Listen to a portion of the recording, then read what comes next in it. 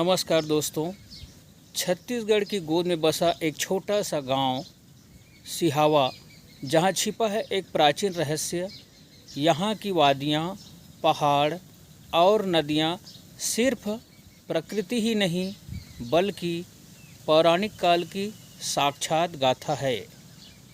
आज हम आपको लेकर चलेंगे वहां जहां श्रृंगी ऋषि ने तप किया था और जहां से बहती है महानदी और जहां हर कदम पर प्रकृति और अध्यात्म का मिलन होता है। अब हम पहुंच चुके हैं सिहावा और आज हम दर्शन करेंगे सिहावा पर्वत के ऊपरी चोटी पर स्थित श्रृंगी ऋषि आश्रम का। अभी सावन का महीना चल रहा है और यहाँ पर देखिए दोनों तरफ दुकानें सजी हुई है और कांवरियों के लिए यहाँ पर सभी तरह से साजो सामान उपलब्ध हो जाएंगे। श्रृंगी ऋषि आश्रम सिहावा धमतरी से 65 किलोमीटर की दूरी पर स्थित है और यहाँ महानदी का उद्गम स्थल भी है। यह आश्रम त्रेता युग के प्रसिद्ध ऋषि श्रृंगी ऋषि से संबंधित है। यह श्रृंगी ऋषि पर्वतमाला का मुख्य द्वार है। यहाँ से 440 सीढ़ियाँ चढ़ने के बाद आप पर्वतमाला की ऊपरी चोटी तक पहुँच सकते हैं और वहीं पर है श्रृंगी ऋषि का आश्रम। इस तरफ कर्णेश्वर मंदिर जाने का रास्ता है और इस तरफ है धमतरी जाने का रास्ता। इधर से हम लोग आए हैं। आइए चढ़ते हैं पर्वत पर इन सीढ़ियों के सहारे।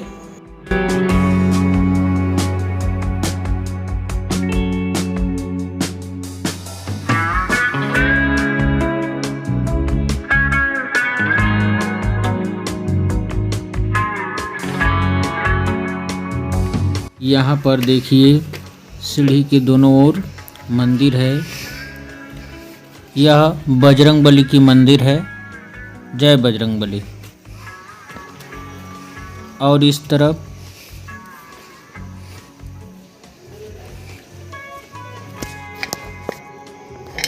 राम लक्ष्मण सीता की मंदिर है और माता शाकंभरी के मंदिर है। जय माता दी। और यहाँ पर देखिए ऋषि मुनियों की सुंदर तस्वीर बना हुआ है। चलिए चलते हैं आगे। देखिए बहुत ही लंबी खड़ी चढ़ाई करना पड़ता है। कुछ दूर चढ़ने के बाद यहाँ पर बजरंगबली की बहुत ही सुंदर मूर्ति स्थापित किया गया है। चलो। दर्शनार्थियों के विश्राम के लिए यहाँ पर बीच बीच में विश्राम गृह भी बनाए गए हैं।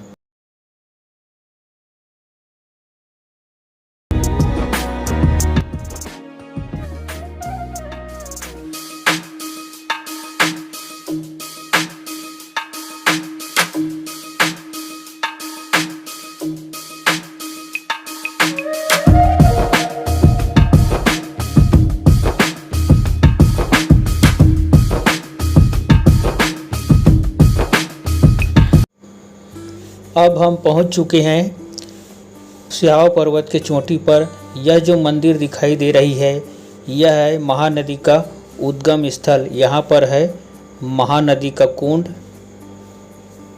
देख सकते हैं आप। यही है महानदी का कुंड जहाँ से महानदी उत्पन्न हुई है और यहीं से अंदर ही अंदर होते हुए गणेश घाट पर निकलती है और वहाँ से महानदी दक्षिण दिशा की ओर प्रवाहित होती है। इस वीडियो में हम आपको गणेश घाट के भी दर्शन कराएंगे। बने रहिए वीडियो में अंतिम तक। यहाँ पर भी यात्री प्रतीक्षालय बना है। यहाँ पर आप विश्राम कर सकते हैं और इसके आगे है श्रृंगी ऋषि का आश्रम। आइए हम दर्शन कर लेते हैं श्रृंगी ऋषि का।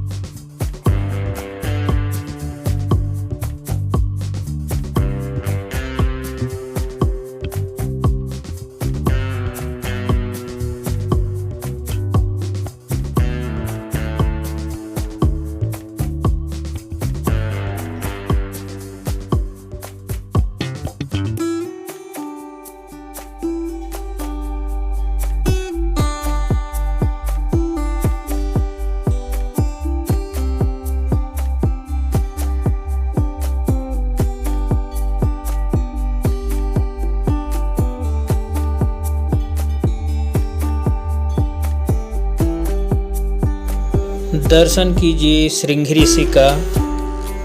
जय श्रृंगी ऋषि बाबा।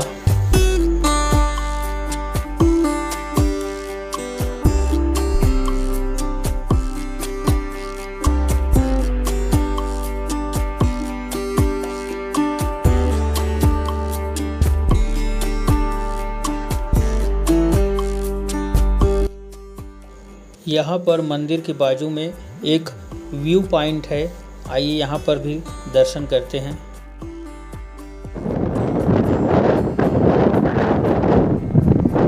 मस्त लगा था नहीं एकदम।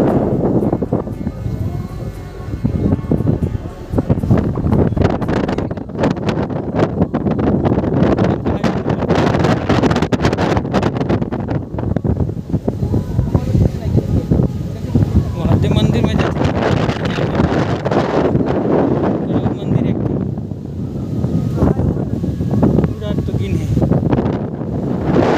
यह आश्रम त्रेता युग के प्रसिद्ध ऋषि श्रृंगी से संबंधित है और महेंद्रगिरी पर्वत, जिसे यहाँ सिहावा पर्वत कहते हैं, में स्थित है।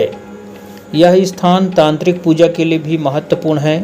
श्रृंगी ऋषि का आश्रम राजा दशरथ के लिए पुत्रेष्टि यज्ञ करने के लिए भी जाना जाता है, जिसके परिणाम स्वरूप भगवान राम का जन्म हुआ था। श्रृंगी ऋषि को सप्त ऋषियों में से एक माना जाता है और उनकी पूजा अर्चना यहाँ पर की जाती है।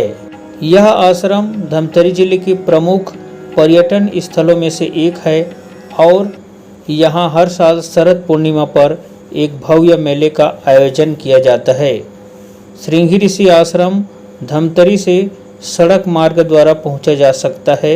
रायपुर एयरपोर्ट से प्रीपेड टैक्सी लेकर धमतरी जाया जा सकता है और वहां से आश्रम तक पहुंचा जा सकता है।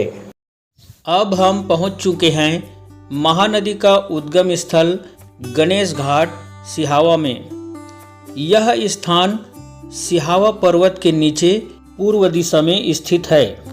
धार्मिक मान्यता के अनुसार ऐसा कहा जाता है कि सिहावा पर्वत, जिसे महेंद्रगिरी पर्वत भी कहते हैं, इस पर्वत पर श्रृंगी ऋषि ने कठोर तप किया था और उसके तप के कारण ही महानदी का कुंड उत्पन्न हुआ और उस कुंड का जल पहाड़ को चीरते हुए नीचे यहाँ गणेश घाट पर निकलती है और यहीं से महानदी दक्षिण दिशा की ओर बहती है। आइए अंदर प्रवेश करते हैं। यहाँ देखिए गणेश मंदिर है, अभी यहाँ पर ताला लगा हुआ है और इस तरफ देखते हैं दो और मंदिर है।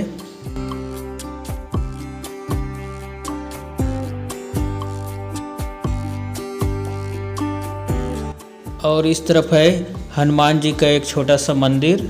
जय हनुमान जी। और यहाँ पर एक है शिव जी का मंदिर। जय श्री शंकर।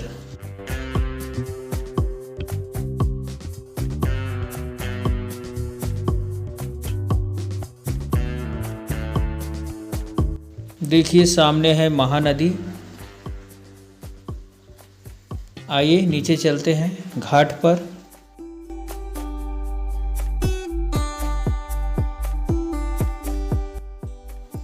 अभी सावन का महीना चल रहा है और देखिए यहाँ पर बहुत से कांवरिये आए हैं और यहाँ पर स्नान कर रहे हैं और यहाँ के जल को भरकर पास ही बने कर्णेश्वर मंदिर में जल चढ़ाने के लिए जाएंगे।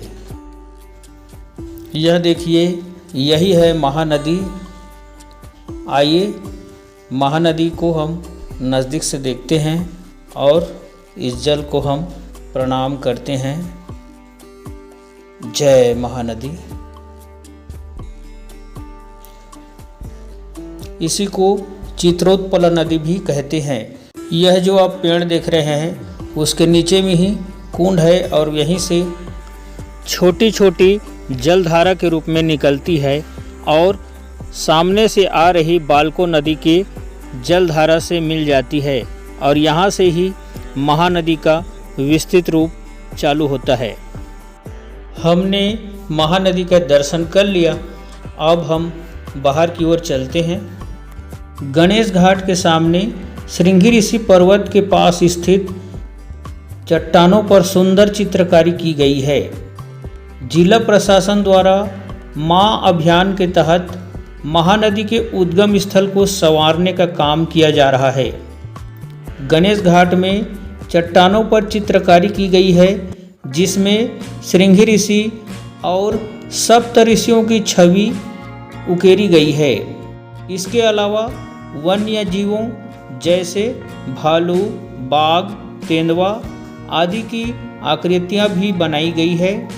गणेश घाट के पास एनीकट निर्माण, पिचिंग कार्य, नौका विहार और वृक्षारोपण की भी योजना है।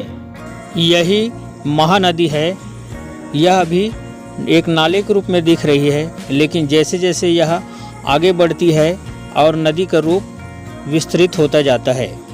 महानदी छत्तीसगढ़ तथा उड़ीसा अंचल की सबसे बड़ी नदी है। प्राचीन काल में महानदी का नाम चित्रोत्पला था।